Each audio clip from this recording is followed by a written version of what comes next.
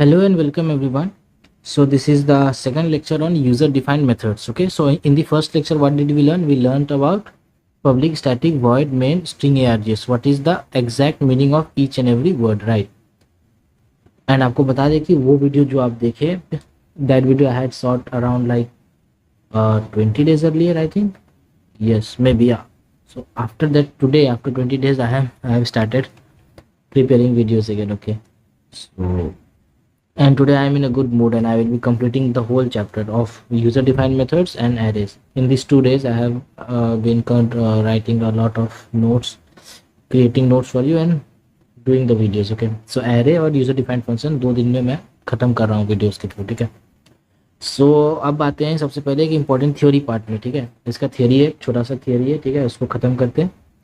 और ये थ्योरी कब काम आएगा? ये थ्योरी आपको समझने में काम आएगा, फंक्शंस को और बेहतर तरीका से ग्रैप्स करने में काम आएगा, उसका एक फील आपको समझ में आएगा. ठीक है, तो सबसे पहला बात क्या होता है कि फंक्शन क्या है. ठीक है, define method. Method is also called a function. ठीक है, या तो मेथड बोलो या फंक्शन बोलो, एक ही बात है. So method is an entity in a program और a code which performs some specific task. ठीक है, these are also called function.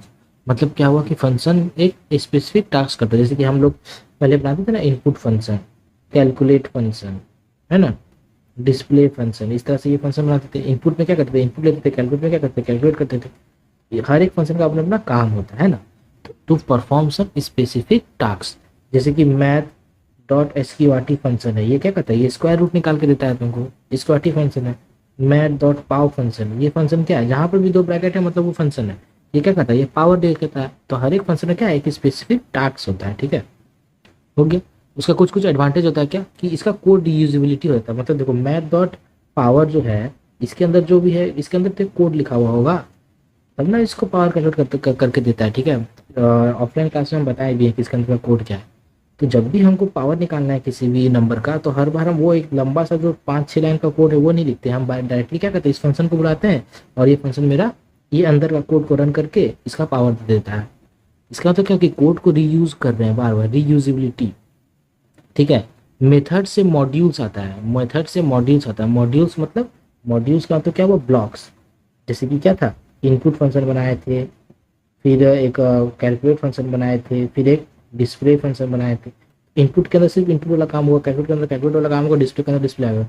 इन सारे फंक्शन को क्या बोलते हैं? मॉड्यूल्स बोलते हैं. तो यानी कि बहुत सारा मॉड्यूल्स बन रहा है. देखो, मॉड्यूल्स बन रहा है. इसी को क्या कहते हैं? Modular approach to the program. ठीक है, to the code. It gives modular approach to the code. ठीक है, जिससे कि कोड अच्छा लगता है और क्या कहते हैं, उसको फिक्स करने में भी आसानी होता है. फास्टर एग्जीक्यूशन और टेक्स लेस मेमोरी. ठीक है, मेमोरी भी कम लेता है, क्योंकि मेमोरी कम लेगा तो जल्दी एग्जीक्यूट भी हो जाएगा. Faster execution. ठीक है, बस 2-4 पॉइंट याद रखो. Function advantages of function, function overloading, सब में यही चिपका देना, कोई दिक्कत नहीं है. ठीक है, अब आते हैं कि कोई भी चीज़ जब भी हम लोग पढ़ते हैं तो हर चीज़ का एक डिक्लेरेशन होता है कि फंक्शन को कैसे डिक्लेयर करते हैं. राइट, फंक्शन को कैसे डिक्लेयर करते हैं. अभी हम लोग क्या किए थे? अभी हम लोग पब्लिक स्टैटिक वॉइड मेन किए थे. वो क्या था? Main function. तो उसमें स्टैटिक कीवर्ड था. इसमें ऐसा कुछ नहीं है. देखो, इसमें क्या होता है, पहले आपको एक्सेस स्पेसिफायर दिखना होता है. तो हम इसके बारे में बता चुके, हर बात तुमको पब्लिक ही लिखना है. उसके बाद उसका रिटर्न टाइप देना होता है. ठीक है, हम लोग समझेंगे रिटर्न टाइप क्या था. उसका सिर्फ फंक्शन का नाम देना होता है. सम है, मान देखिए कोई फंक्शन है जिसमें सम कैलकुलेट होता है, उस फंक्शन का नाम सम दे दिए. मान देखिए कोई फंक्शन है जिसमें एरिया कैलकुलेट कर रहे हैं किसी का, तो उसका नाम एरिया दे देंगे. और उसका बाद आर्ग्यूमेंट. अब आर्ग्यूमेंट मतलब क्या? सम निकालने के लिए क्या क्या वैल्यू चाहिए. 2 इंटीजर चाहिए तो 2 इंटीजर इनपुट ले लिए. मान लेते हैं कि एरिया ऑफ सर्कल निकाल रहे, तो एरिया ऑफ सर्कल निकालने के लिए क्या लगेगा? सिर्फ आर का वैल्यू लगेगा, रेडियस का. तो रेडियस कुछ भी हो सकता है, इंट भी हो सकता है और डबल भी हो सकता है. मतलब कि पॉइंट भी हो सकता है, बिना पॉइंट का भी हो सकता है. तो यहाँ पे डबल आर ले लेंगे. समझ में आया? यहाँ पे इस तरह से फंक्शन डिफाइन करता है. अब देखो, इस पूरा फंक्शन का मतलब क्या होता है, अर्थ क्या है. ये वॉइड है. ठीक है, पब्लिक वॉइड सम इंट है. इसका मतलब क्या होगा कि this is a public function named sum, इसका नाम सम है, which accepts 2 integer as an argument. 2 integer लेता है और क्या करता है?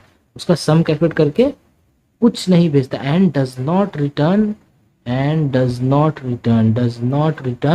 Any value to its caller as it is void. क्यों नहीं रिटर्न कर रहा है? क्योंकि वॉइड है. वॉइड का मतलब नो रिटर्न टाइप. वॉइड का मतलब नो रिटर्न टाइप. ठीक है,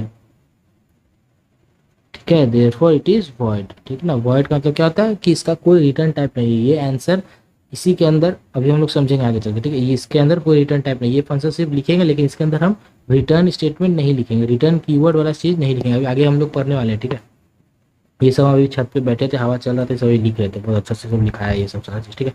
अब हम लोग वीडियो बना रहे हैं, ठीक है, समझ में आ गया। अब एक अगला फंक्शन है क्या, पब्लिक डबल एवरेज इंट ए इंट बी, ठीक है। मतलब क्या हुआ कि ये भी एक पब्लिक टाइप का फंक्शन है जिसका नाम एवरेज है, जो कि दो इंटीजर लेता है और एवरेज निकाल के देता है। अब मान लेते एवरेज निकालना है दो नंबर का, मान लेते एक नंबर 6 एक नंबर 8 है, इसका एवरेज निकालने कितना है, 7 है। लेकिन मान लेते एक नंबर 6 एक नंबर 13 है, अब ठीक है, इसका एवरेज निकालेंगे तो कितना आएगा, बाई टू करेंगे तो इसका एवरेज कितना आएगा, 19/2, मतलब कितना है 9.5। देखो एवरेज एक ऐसा चीज़ है जो कि कभी पॉइंट में भी बिना पॉइंट का भी आ सकता है और पॉइंट का भी आ सकता है। और ये फंक्शन क्या करेगा, ये फंक्शन एवरेज कैलकुलेट करके रिटर्न करेगा, रिटर्न करेगा मतलब एवरेज का वैल्यू को रिटर्न करेगा, एवरेज का वैल्यू को रिटर्न करेगा। इनपुट तो इंटीजर है, ठीक है, ई वाला इनपुट को देख करके यहाँ मत लिखना कभी, ठीक है। जनरली बहुत बार यही होता है कि यहाँ यहाँ इंट है तो यहाँ भी इंट हो जाएगा, यहाँ यहाँ डबल है तो यहाँ डबल हो जाएगा। लेकिन तुम समझो ये बात इंपॉर्टेंट समझने का कि ये इसका रिटर्न टाइप किस पे डिपेंड करता है, कि ये फंक्शन कर क्या रहा है, ये फंक्शन क्या कर रहा है, एवरेज निकाल रहा है, ठीक है, एवरेज निकाल रहा है। लेकिन ये तो इनपुट इंटीजर ही ले रहा है, लेकिन क्योंकि ये एवरेज निकाल रहा है, एवरेज में डिवीजन वाला चीज़ होता है, तो जहाँ पर भी डिवीजन होता है, कुछ भी बाय में होता है, तो आपको उसको डबल ही लेना होगा, ठीक है।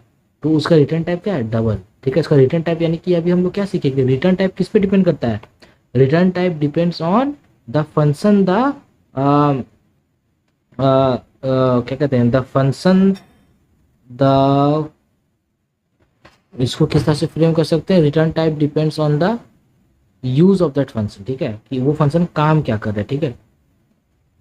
तो this is a public function method named average which accepts two the, ठीक है, two integers which accept two integer arguments as an input and calculates average of it, it returns the average of the input number to its caller, ठीक है। अभी ये last में कुछ नहीं समझ में आया होगा आपको, कॉलर क्या होता है ये क्या, तो वो हम लोग अभी धीरे धीरे समझेंगे, ये अभी बस बेसिक थियरी है, ठीक है, इसको हम बस गो थ्रू करवा रहे हैं आपको, ठीक है।